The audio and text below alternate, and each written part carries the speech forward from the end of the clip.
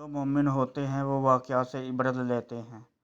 اساتذہ کو سن رہا تھا تو انہوں نے ایک واقعہ بتایا۔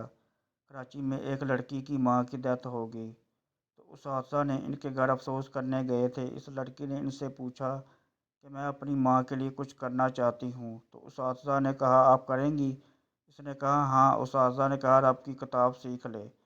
اساتذہ نے کہا اپنی زندگی کا 1 سال قرآن کے لیے لگا دو۔ وہ کہنے لگی مجھے ماسٹرز کا بہت شوق ہے، 2 سال کا ہے، میں وہ مکمل کر لوں، اس کے بعد ضرور قرآن مجید سیکھوں گی۔ 2 سال بعد وہ لڑکی ایم ایس سی کا آخری پیپر دے کر آ رہی تھی تو روڈ کراس کرتے ہوئے اس کے اوپر سے ٹرک گزر گیا اور اس کا دماغ ساری سڑک پر پھیلا ہوا تھا۔ اس کے پاس 2 سال کی زندگی تھی اور وہ بھی اس نے دنیاوی تعلیم کے لیے لگا دی۔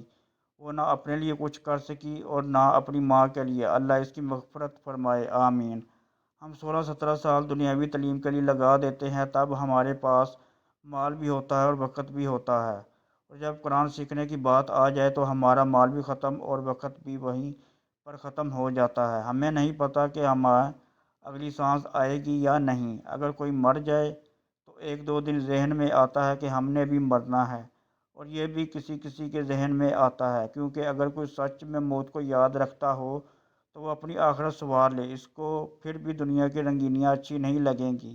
ابھی بھی وقت ہے، قرآن آپ کی زندگی کو خوبصورت بنا دے گا، یہ آپ کا بہترین دوست ہے، اسے کبھی مت چھوڑیے گا۔ قرآن سیکھنے والے بن جائیں یا قرآن سکھانے والے، یہ آپ کی دنیا آخرت سنوار دے گا۔ ہم ناظرہ پڑھ لیتے ہیں اور سمجھتے ہیں ہم نے قرآن پڑھ لیا، کیونکہ ہم عربی زبان نہیں سمجھتے، تو ہم کو کیسے پتہ چلے گا کہ ہمارا اللہ ہم سے کیا کہہ رہا ہے؟